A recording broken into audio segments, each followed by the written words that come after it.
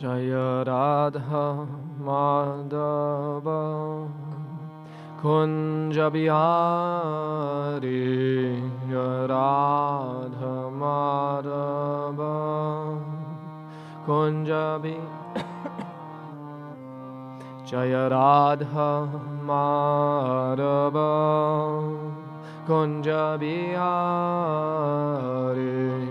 Radha Madhava Kunja Bihari Gopi Chana Balaba Girivaradari Gopi Chana Balaba Girivaradari Gopi Chana Balaba Girivaradari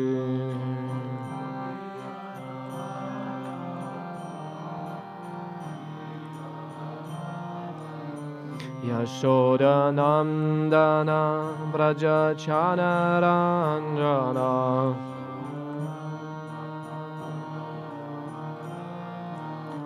Yashoda Nandana Braja Chanaranjana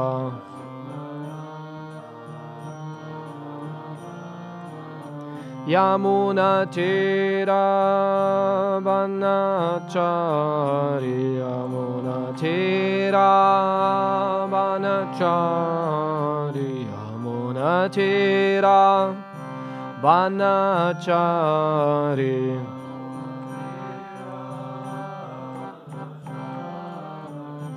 Jaya Radha Madhava Kunja Bihari Jaya Radha Madhava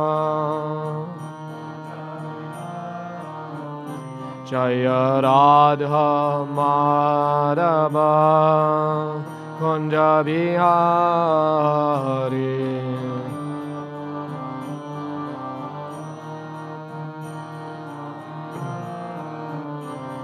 Hare Krishna, Hare Krishna, Krishna Krishna, Hare Hare, Hare Rama, Hare Rama, Rama Rama, Hare Hare, Hare Krishna, Hare Krishna, Krishna Krishna, Hare Hare, Hare Rama, Hare Rama, Rama Rama, Hare Hare, Hare Krishna, Hare Krishna, Krishna Krishna, Hare Hare, Hare Rama, Hare Rama, Rama Rama, Hare Hare.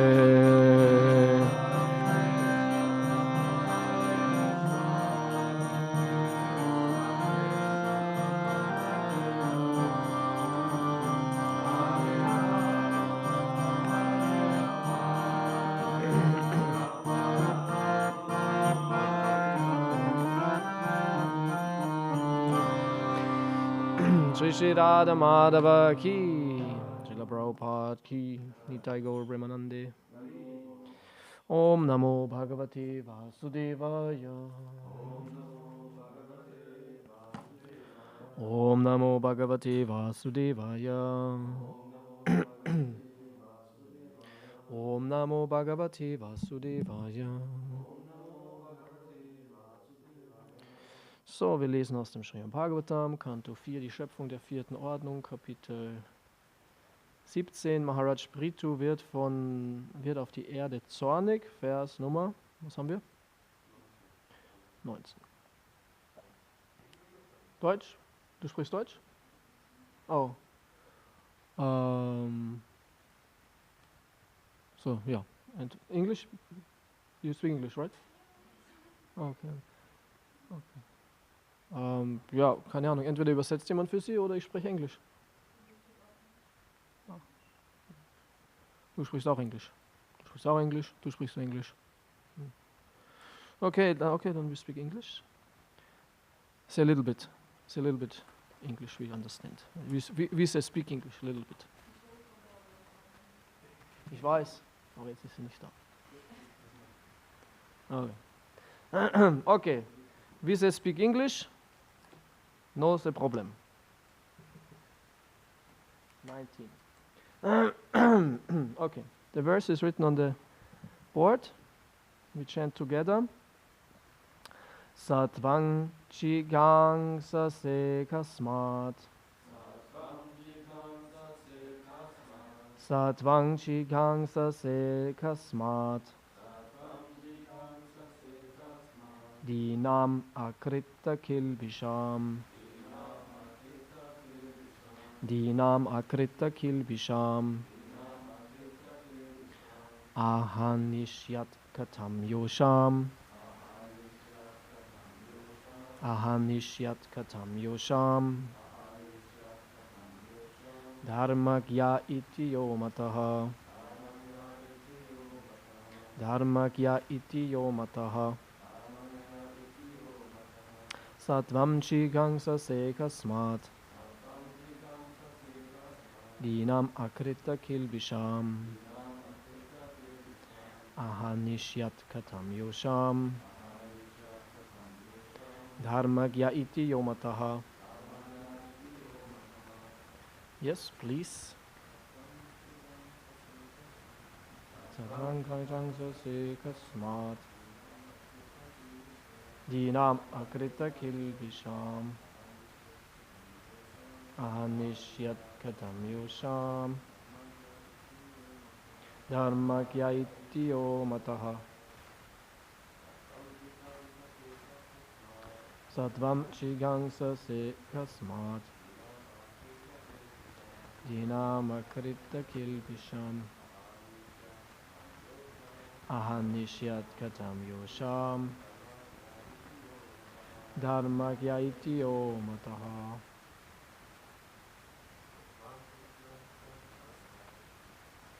Amlikchang sase kasmat. Dinam akrita kilbisham. Ahanishyat katam yosham. Dharmakya iti yomataha. Ladies? Kasmat.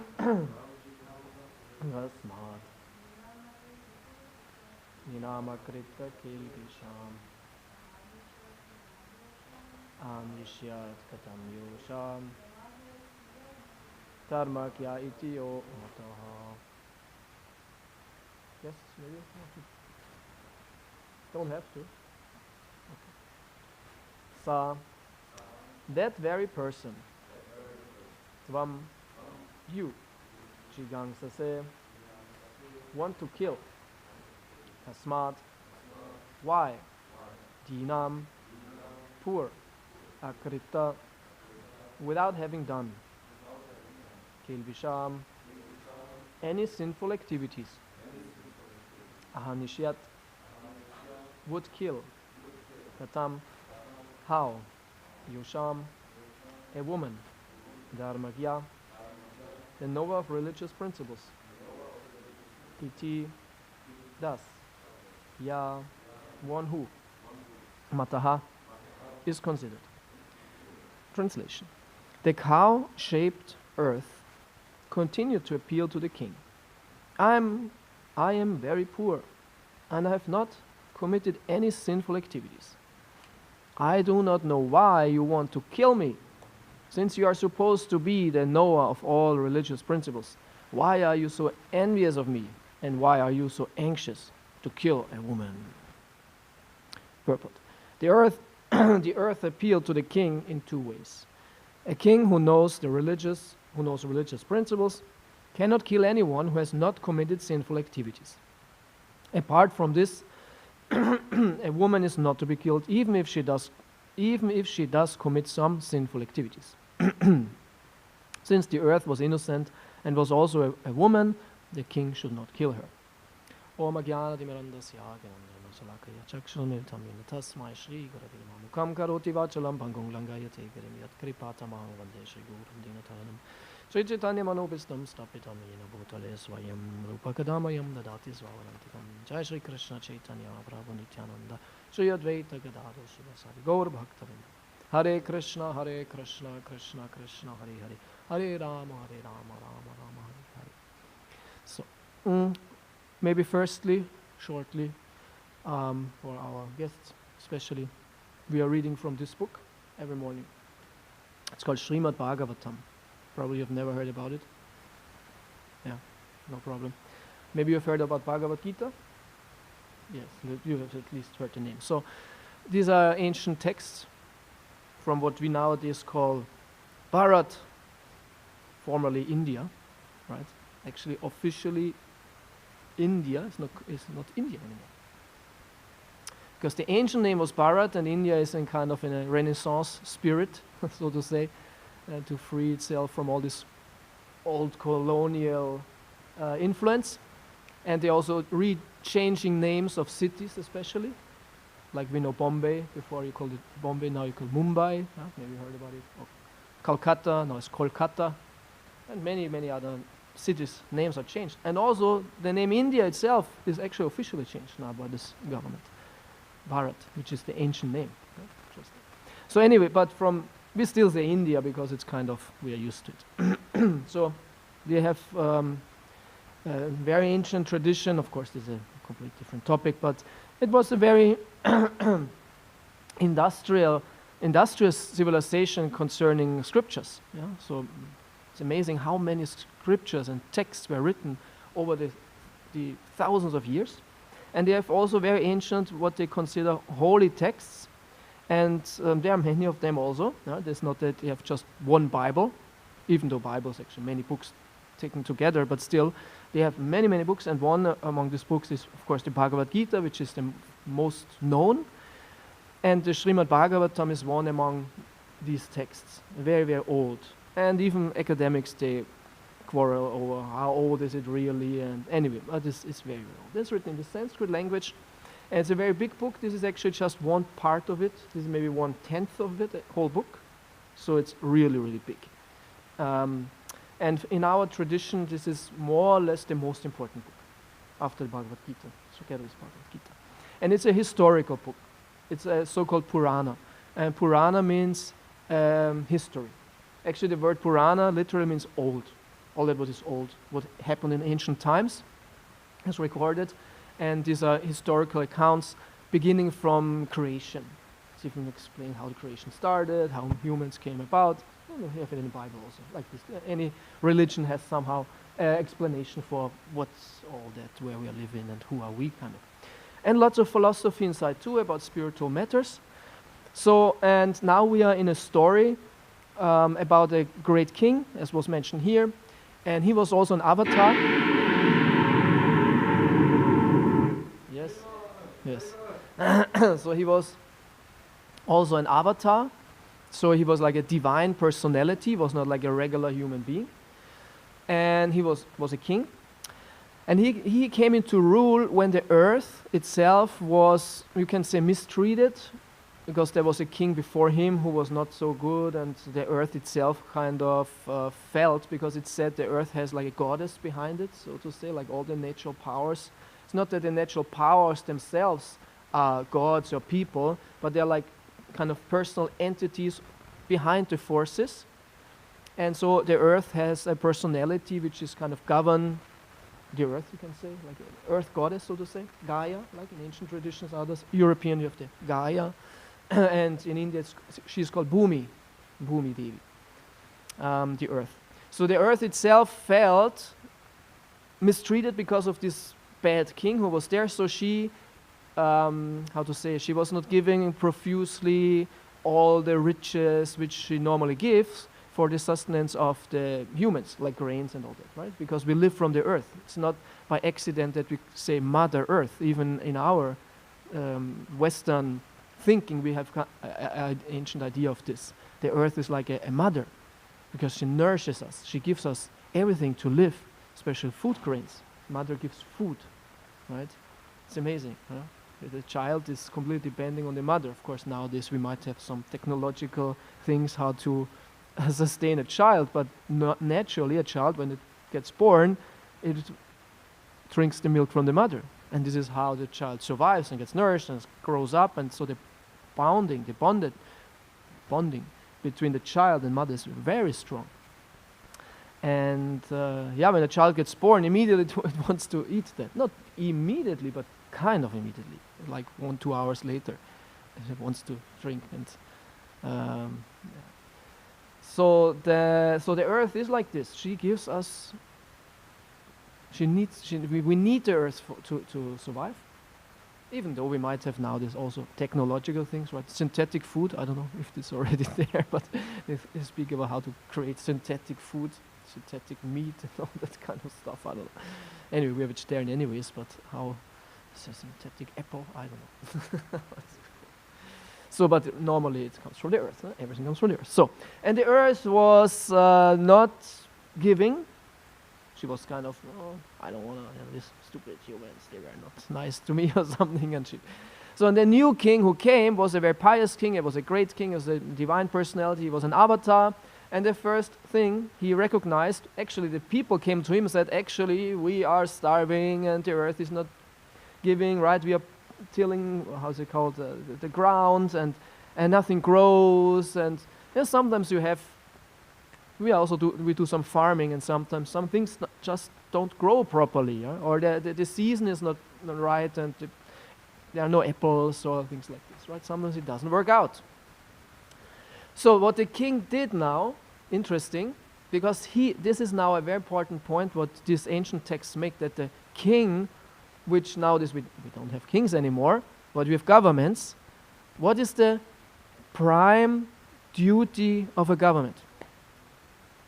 I ask you, everyone can say something. What is the prime duty, the main duty of a government? What's the purpose of a government?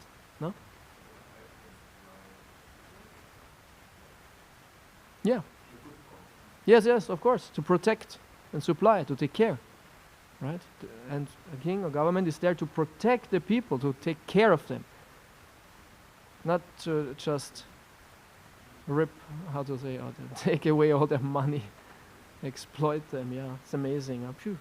How this principle is not so, they try to, and they do, of course. They see themselves also as protectors, but at the same time they are really thieves. Actually, in the Bhagavatam, thousands of years ago, it was said there will come an age when the kings will be thieves, because they steal from the people. And they call this Kali Yuga. And this is actually what's going on now. No? Government, of course, they do what they can, but they steal in form of taxes. Lots of taxes, all kinds of taxes. And this is actually thievery. This is theft. Okay, so this king saw, I am the king, and my duty, my purpose, my fulfillment actually is to give protection to the people. And this is like his highest principle. Nothing goes above this. And he was even willing to now kill the earth, which is actually self-harming because the people live on the earth. But anyway, we'll talk about it. But he was even willing to do something terrible in one sense for the people. That is actually the point. That a king should not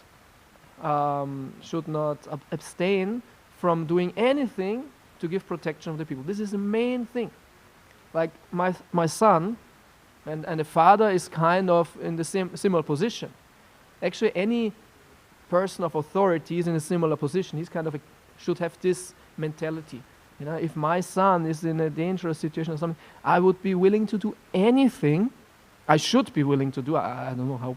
Let's see. I hope nothing happens that I come in such a situation. But idealistically speaking, and I hope I would be so duty bound, I would do anything to protect my son, even if I would die. This should be the principle. Or my wife and child, right? You should be willing to die for them. And I wouldn't say this is something revolutionary to say or fanatic to say. I think this should be normal, right? if we would come into such a situation. Of course, we would never want to come to such a situation. Not just that we wouldn't die, but also that my dependents, my family is not scared or anything like this. So the king saw this as the duty. So the first very important point. So what he was doing now, and this is, we can discuss, or you could think, is it allegorically speaking here, or was it really happening like this? It's hard to say, there's no statement about it. So we can also just imagine it was exactly like that, in a mystical way, that the king was now chasing the earth. Yeah, there's some, da rauscht's irgendwie, ne? Yeah, what is it? Well, normally it wasn't there. Anyway, I can live with it. So the king was now chasing the earth. He wanted to actually didn't want to kill the earth. Oh, our magicians here. Huh? So he was not. He wanted to just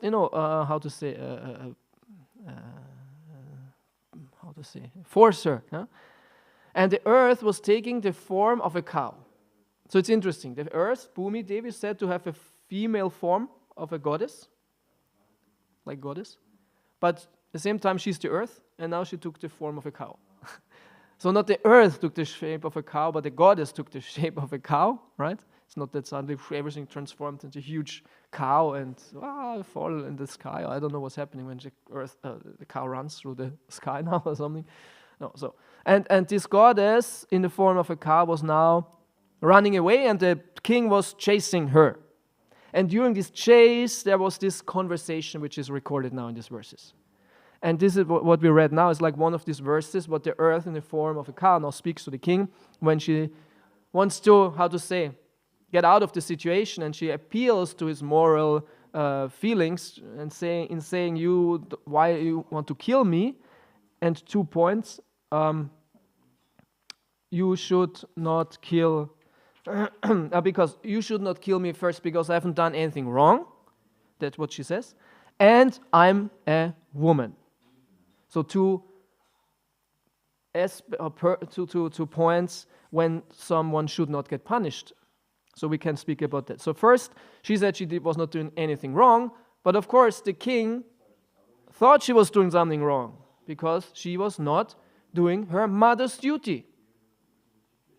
Right? If the mother does not feed the child, this is wrong.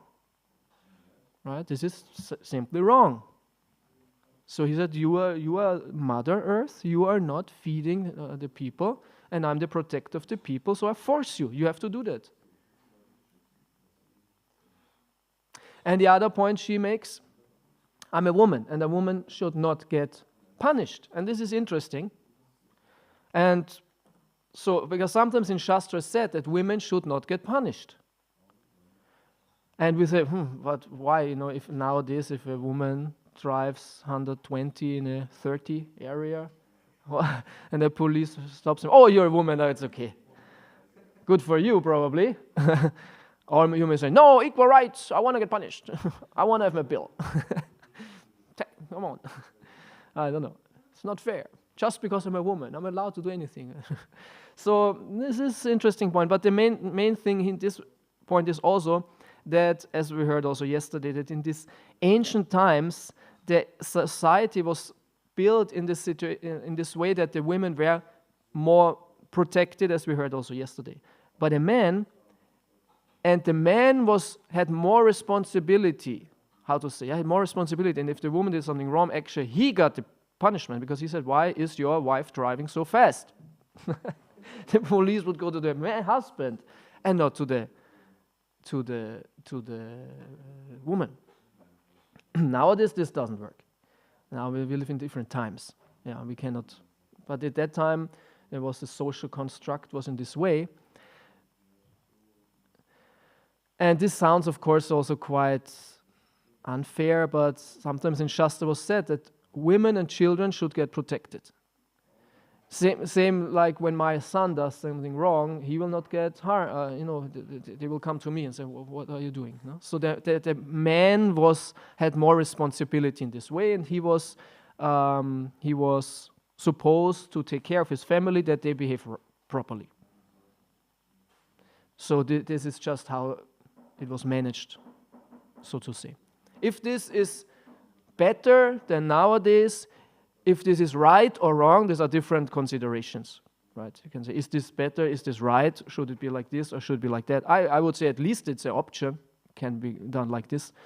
And in general, what we learn from this ancient knowledge is definitely a sense of responsibility.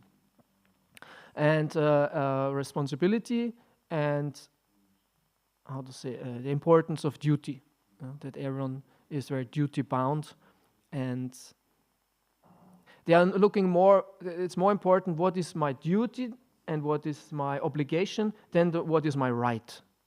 Now this is quite turned around, no? We are not so, we're more about the rights, women's rights, labor's rights, and citizens' rights. Everyone wants his rights, and this is my right, I want to have more influence and freedom and this and that. And according to Vedic knowledge, rights are perfectly fine, but they are bound to duty. Yeah. So and responsibility. The more duty and responsibility you accept, which is a self-sacrifice, the more rights you have. Because you show your qualification, a qualification for right. Like nowadays in our democracy, everyone has the right to vote. I don't know where you're from. Where you're from? France, and you? Czech Republic, okay. So also in your countries, there are elections, you're voting for this and that, and this is your right. From a certain age, you have power of voice to elect the government, right? And this is, of course, we don't want to go into history, why it's like this, because it was not always like that. But I would say this is not, in my opinion, is not the best way how to govern and how to elect the government. Because I think this is a great right, actually, to be able to have such a big decision over many people. Because if you vote for this or that party, that will affect millions of people. Of course, not your vote, of course, in the sum, in how to say, altogether. And I think we should be qualified to vote, because many people anyway don't vote, and many people are simply not qualified to vote. Really? Why? Because they don't know what's going on, and they're just, okay, you can vote, but are you qualified? Are you educated? Do you actually know what are you voting for or against?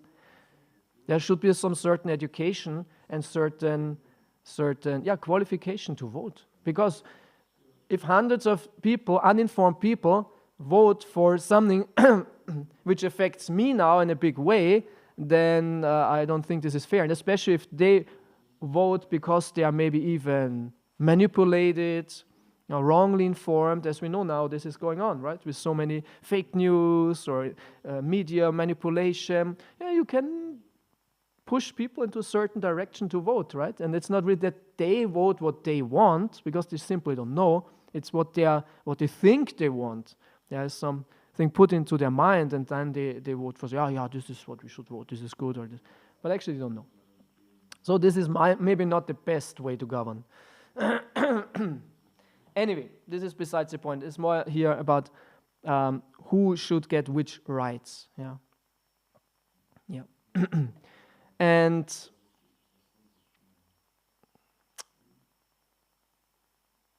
so were women at that time not punished at all? No, of course, there was also punishment, but it was not through there was no capital punishment, at least. That's what I know. There was no capital punishment. Yeah.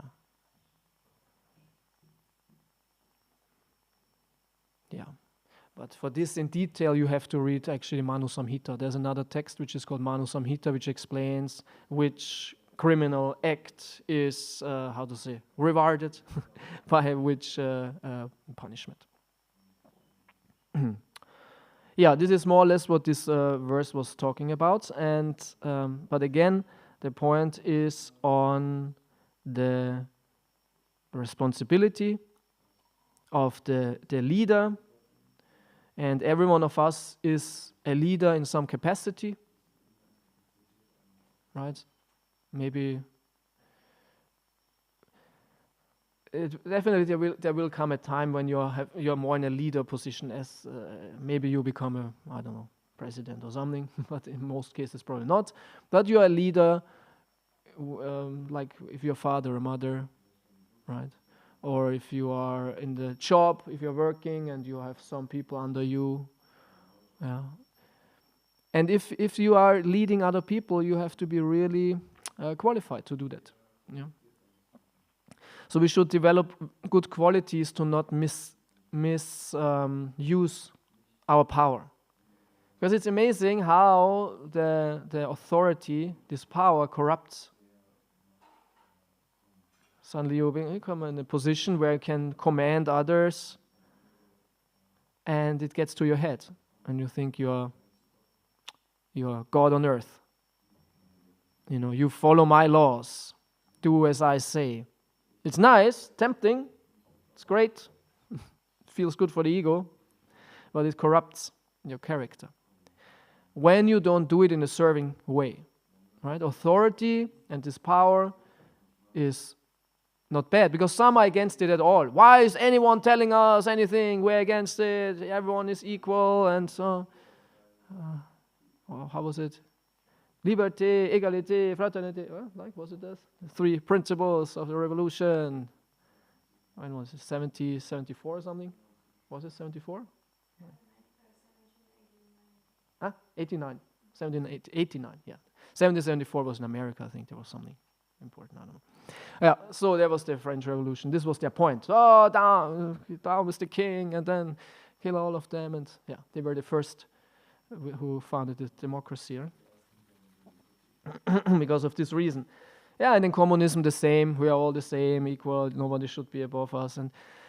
And this is only because people are frustrated by their authorities, because they were seemingly misusing their power.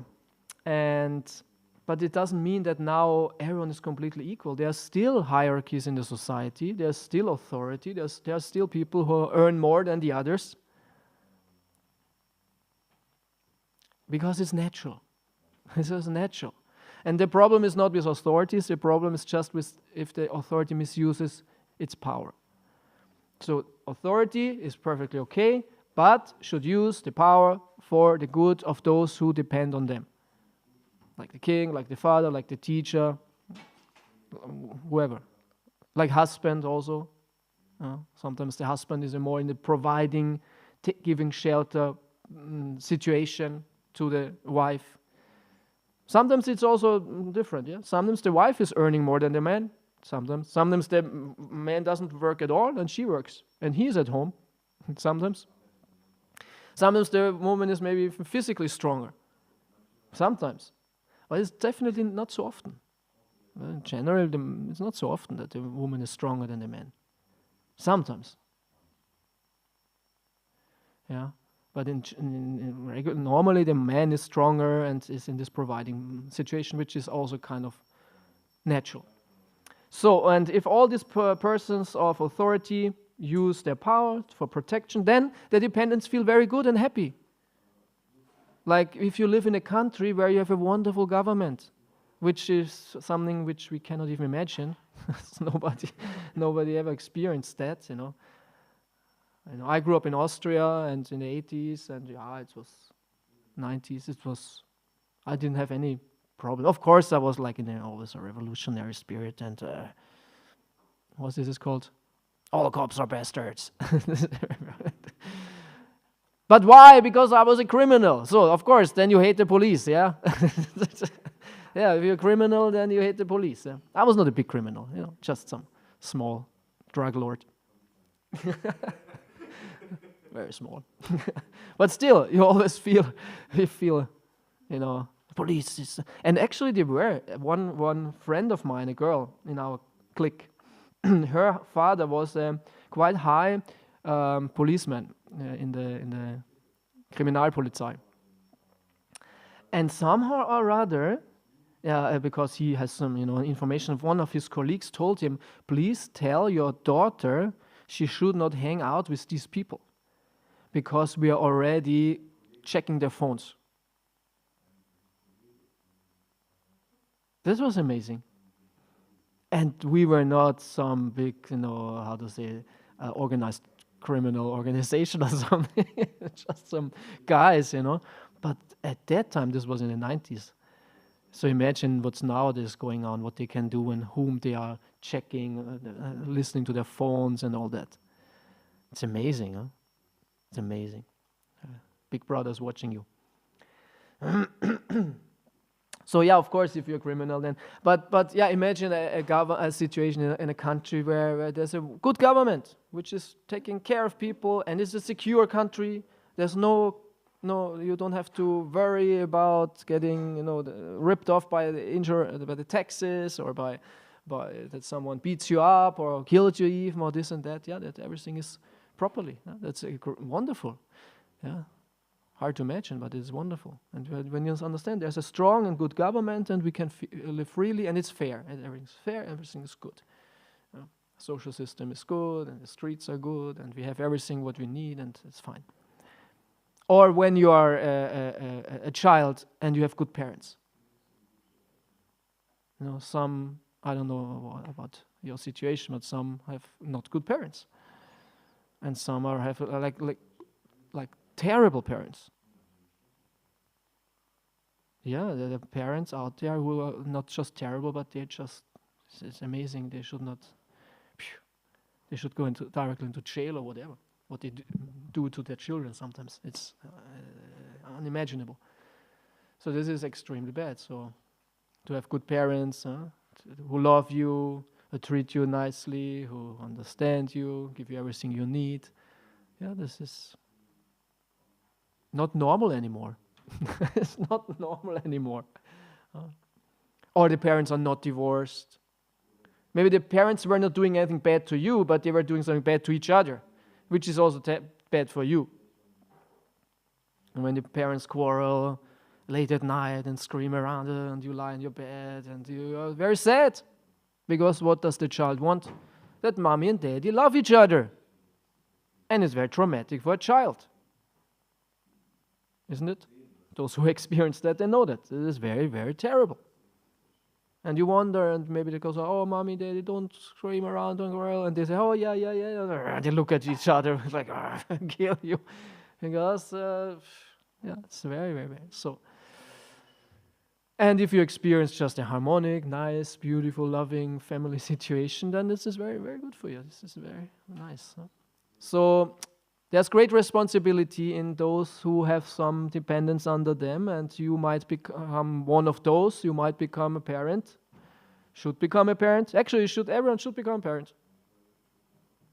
Actually, I was never wanting. I never want to become a parent. Already in the basic school, I had one friend of mine, and he said, "And when you become big, you also want to become a daddy. You will have children." I said, "No, I don't want to have children, never." And this was my thinking for many years.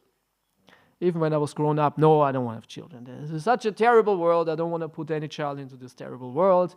And no, I've nothing, this is, why, no. So some are like ideologically, manipulated in this way. Yeah, many reasons not to do it. And yeah, it needs a certain time when you are ready for it, but when you are, you will see how good it is. Yeah, in any way. Of course, I really would say there's some people who should not have children, as I said. Yeah, but if you are kind of stable, normal, not too crazy, or not a little crazy, yeah, it needs definitely some good qualities. But yeah, then it's very, very good. It's it's very interesting how this works, how children affect you, your own children. Because I'm not so, I like our children. Some are like, especially more the women, like my wife, children are nice. And I was like, no, I like my child. The others, they are okay. No, they are not so cute. I don't know. My son, he's like cutest, beautiful. One or the others, I don't know what happened with them at birth, except for Ramananda's children. But there's some they really, they're small and they're, cute. I was like, something happened? Fell on the ground? No.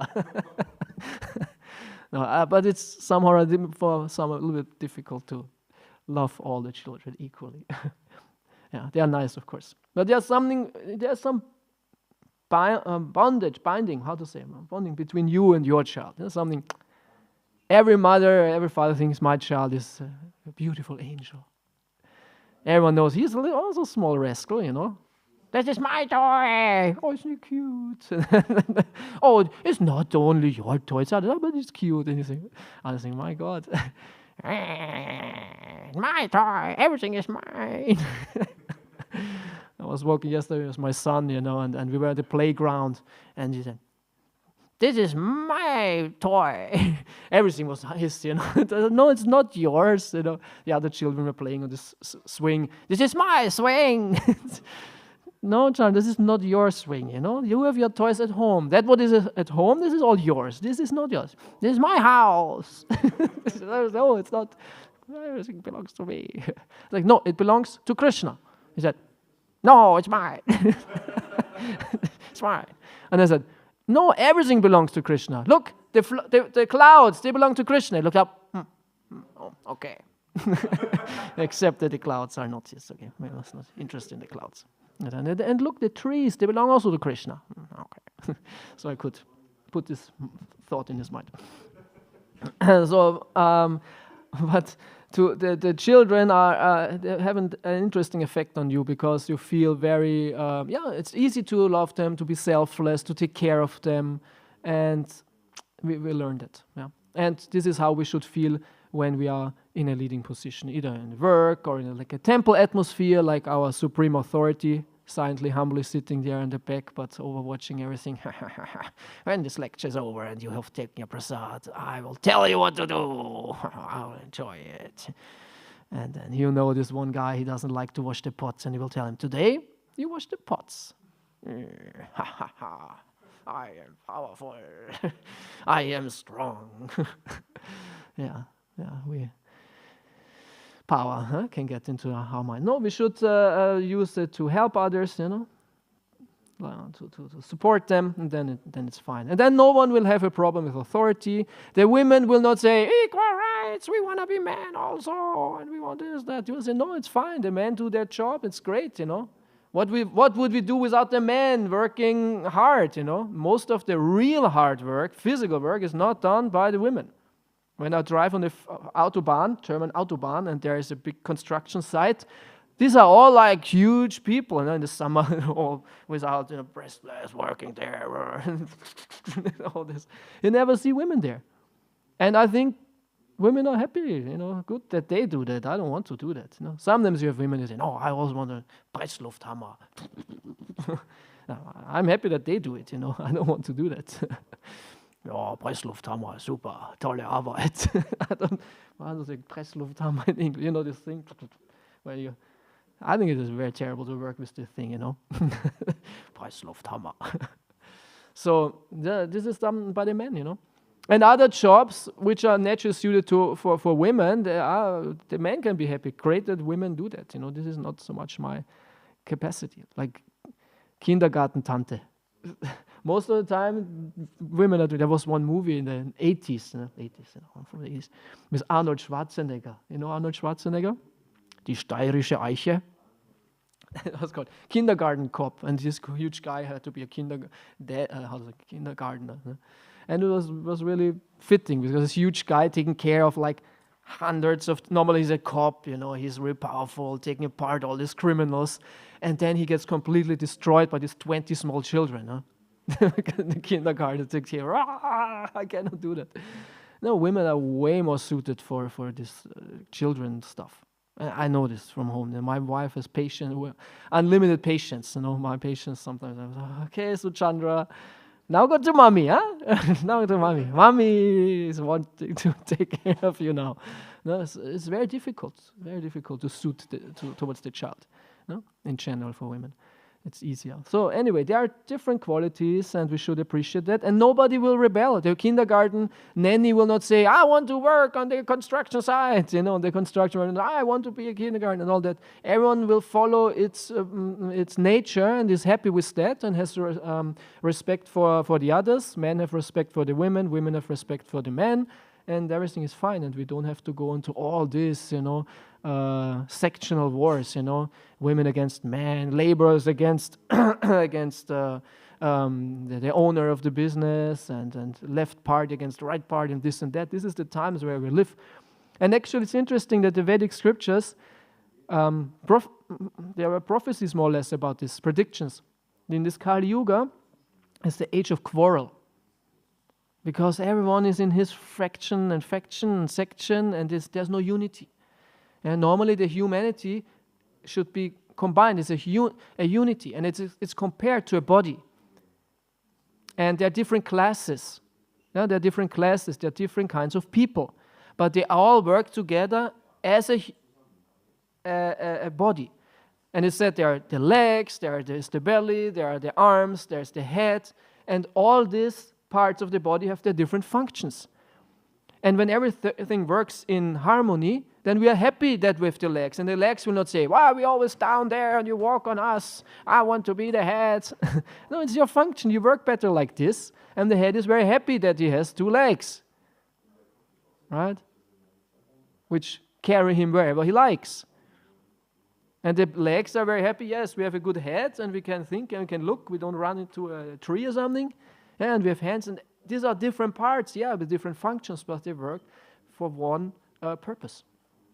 And so also humanity. We are all different, but we can work in a harmony, in a unity. And then everyone is happy, and it works out really, really good. But if everyone wants to make a revolution against the other one, then everyone will be affected. And no one will be happy. So this is kind of this Vedic principle, right? Understand your nature and use it for the good of the community. And then you're happy. And you don't want to change. You're happy, whatever it is. We shouldn't get, envious what the others have and be complacent. Be happy what you have, what you got, and what you can do. And concentrate on that, what you can develop for yourself in your life. But this needs lots of humility and wisdom to really be happy in life. Anyway, so I would say this is the point what I want to make for today. Any questions or any, anything to add?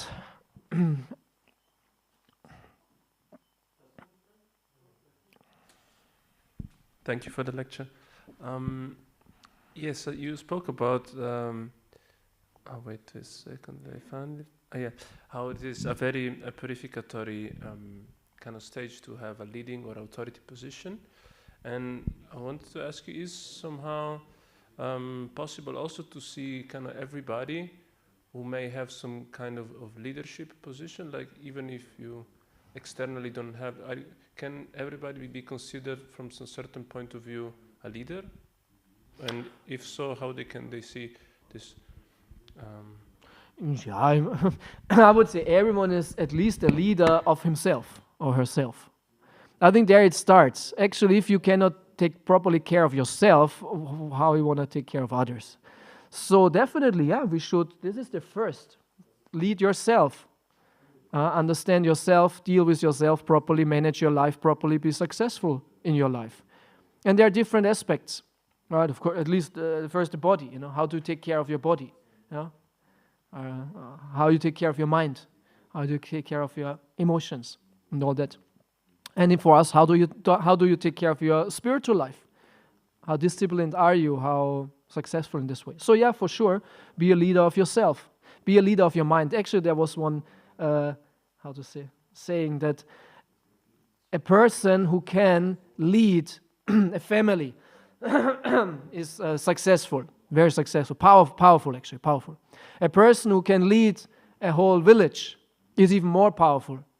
A person who can lead a whole state is more powerful. A person who can lead the whole earth is more powerful. A person who can lead his mind is most powerful. That's the state saying, mind. And Arjuna says the mind is more difficult to control than the wind.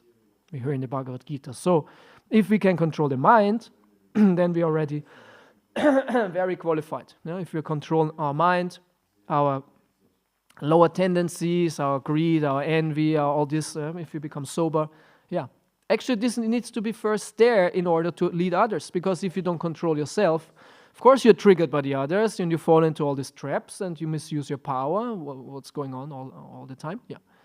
So this is the first. And of course, then you are also example towards others. You might not be in a direct leading situation where you tell anyone what to do, but you are example. And in a community like this, we need good examples. And this is already some kind of leadership. And then, of course, there's the direct leadership when you're in some certain position. And you definitely have to have these qualities to be in order to lead nicely. Like in this temple here, there are a couple of direct leader positions, like yourself, like the temple president, like maybe Ramananda is the head puchari. And all of us, we are very, very happy that we have leaders, that we have someone who actually takes on this responsibility. And rarely we see in our temple actually, a revolution. Because nobody wants that. Actually, it's not that here the temple president is like, oh, I want to be the president and this is so great. No, actually, I have to do that. I would rather not, but nobody there and I feel some, sense of responsibility or urgency. Okay, I do it. Because it's a real pain. So, then we can lead in a proper way. We need these qualities. And really, who wants to be a leader, actually, who really wants to be a leader? Of course, in the modern situation, leaders, and this is also interesting, leaders are rewarded in a great way. They get so much money. Like the politicians, the higher you go up there, you get so much money. And of course, they understand it's difficult and all that, but I get lots of money, so it's worth it, And of course, some power and prestige goes along with it. But in ISKCON, the temple presidents are not rewarded highly with lots of money. They are not, they are so great. Not all the newspapers write about them. So it's somehow, they only do it out of idealism. So which also shows that they're qualified. Okay, it's okay? Brian? Yeah. Sorry. Yeah, I just wanted to mention, I often ask the temple president, oh, you're the temple president. In all temple, they were like, yeah, it's my service. It's my service. Somebody pushing pots, I'm the temple president, so what? Yeah. I really like this attitude. Okay, any other question? You have a question maybe? Was clear what I said? Was not too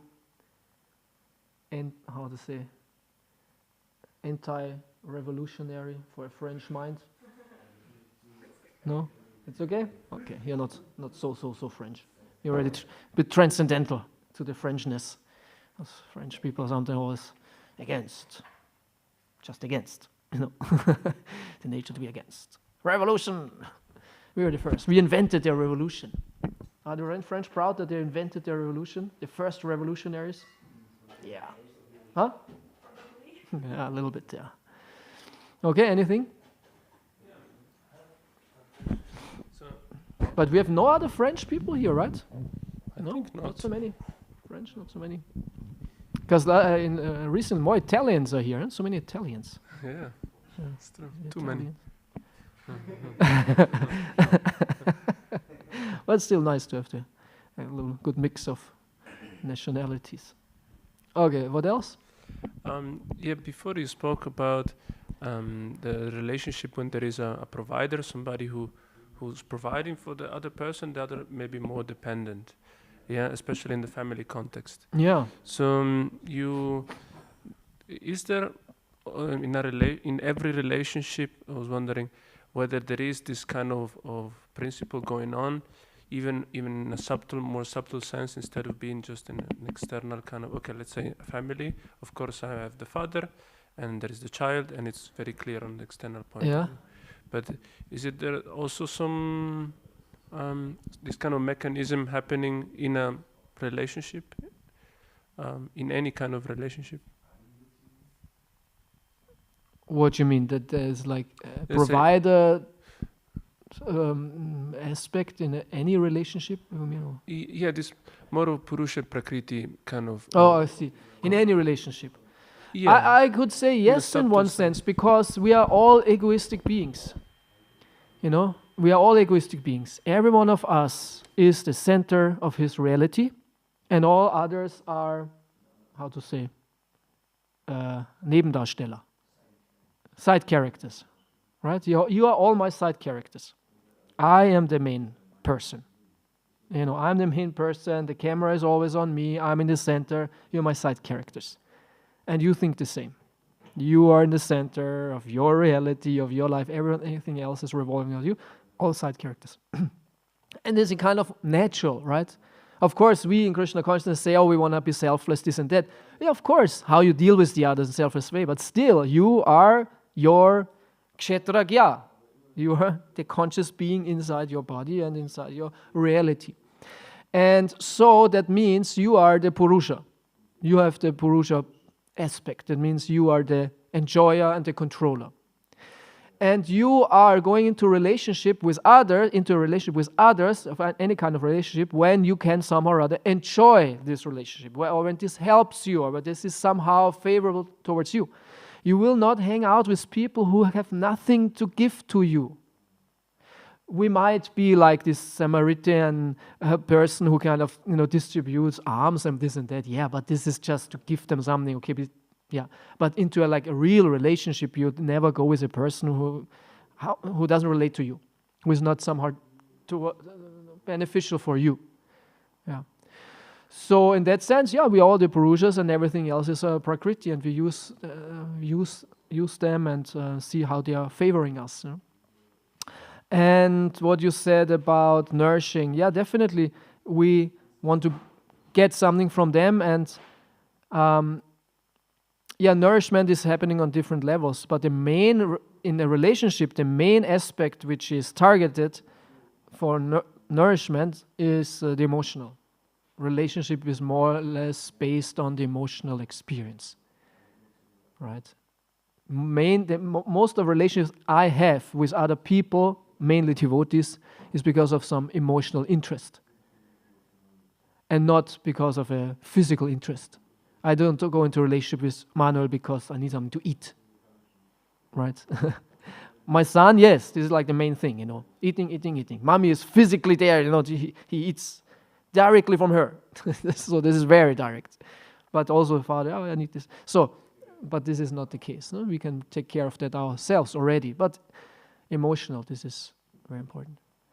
And also, I heard this interesting, again, to man-woman relationship thing. Because it said, man has to provide and protect the woman. And especially in our Krishna consciousness, when we go into marriage, and especially if you come from a brahmachari background, temple background, and you know all the philosophy and this and that, you go into this relationship and think, so I am now her Prabhu. And husband should be like guru, and I will provide now anything to her, and I will also explain Krishna consciousness to her and lead her in the spiritual life, and because man wants actually to lead. This is also interesting. The man wants to protect. He wants to support. He wants to do all that sacrifice. Yeah. Sometimes my wife tells me, if you don't want to do it, then just don't do it. And I said, I cannot. I don't want to do it. I don't bring out the garbage now. I don't, take care of it. I have to do that.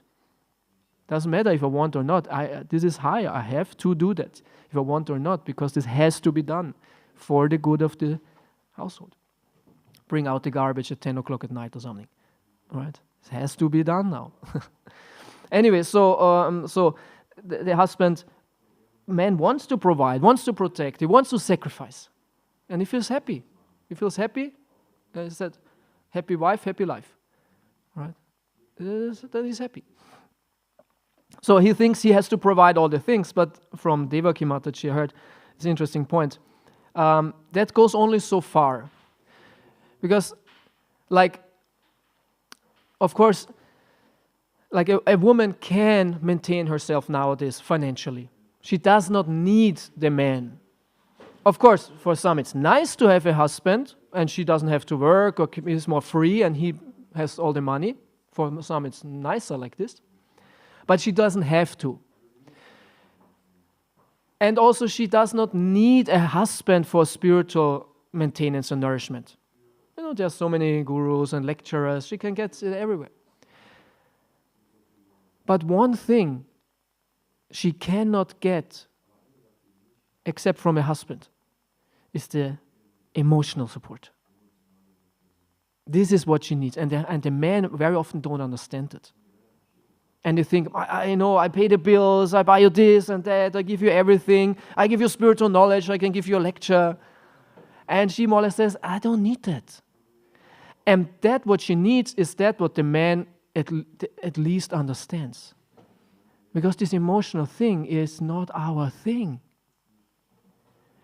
And then this is where the wife gets frustrated.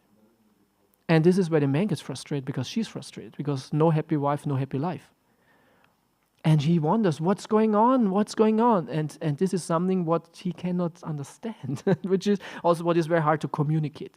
So the husband, in order to make the wife happy, has to some or other get this emotional understanding, intelligence to provide that to her. And this is very difficult. Very, very difficult. Because the other thing is very easy, give him money and buy this and that, bring out the garbage. This is all very easy. Yes, I bring out garbage, yeah, But the other thing is very complicated. So, therefore, we have Shastra. And there's one book which is called Men Are From Mars, Women Are From Venus. It's a very good book. Because these are two living entities. Women are from Venus and men are from Mars. They are like from different planets. They're not the same humans. They're different. They work in a different way. But if we understand each other better, we are differently, because actually the brains of men and women are different wired. Nowadays when said, men are the same like women. No, we're actually not. And if we do like this, then actually this is harm to any relationship. And the brains of men and women are differently wired. We work in different ways.